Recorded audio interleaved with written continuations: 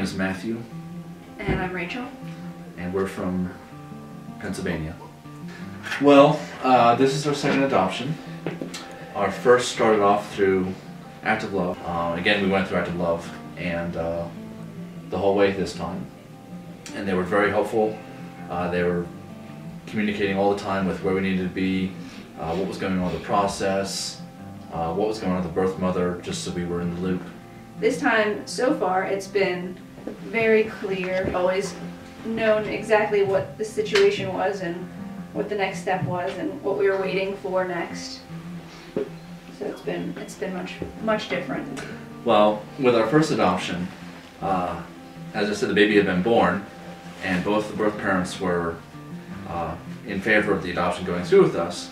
So we get there, we get the child, and 2 days later, we find out the birth father actually didn't know anything about the adoption, where there had been a communication breakdown and he hadn't actually been brought into the loop through the lawyer. And there were some complications with that, which everything was eventually, days later, able to be smoothed out. But this time, we had confirmation that the birth father had been interviewed, had been talked to, he was in agreement with everything. So it's a lot more comforting knowing that going into the situation, that was not going to be throwing us for a loop again, because that was a big stretch, or a big stress on us to have a baby the first time and think that baby might be taken away from us any day now because of what happened with not knowing about the birth father. So just having that taken care of this time was really reassuring to us. It made us feel a lot more comfortable.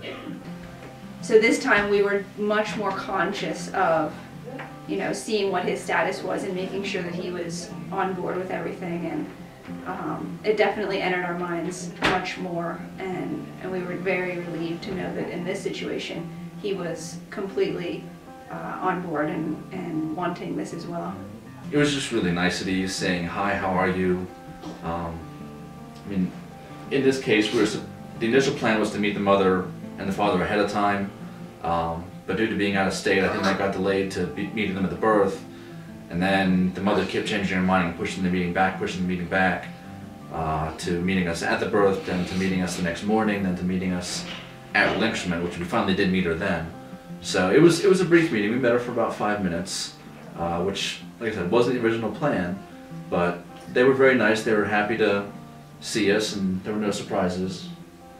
I actually think he was more outgoing in talking to us than she was. He seemed more relaxed, and he was asking us questions and generally interacting with us. I think more, even. In this case, you get the right baby that's meant for you, and our daughter, she's wonderful, and we know this daughter's going to be wonderful too, so we wouldn't have it any other way. We didn't want Jada to be by herself, and I had a sister growing up, and I think it's really nice that Jada's going to have the opportunity to have a sister growing up too, and all the things that you can teach a sister and that you experience together. Really looking forward to having that for them. Who's that? Sissy. Sissy? What's her name? What's her name, Jada? Sissy. What's her name? Sissy. Her name is not Sissy. What's her name? Is her name Frank? Elena. Elena? Yeah.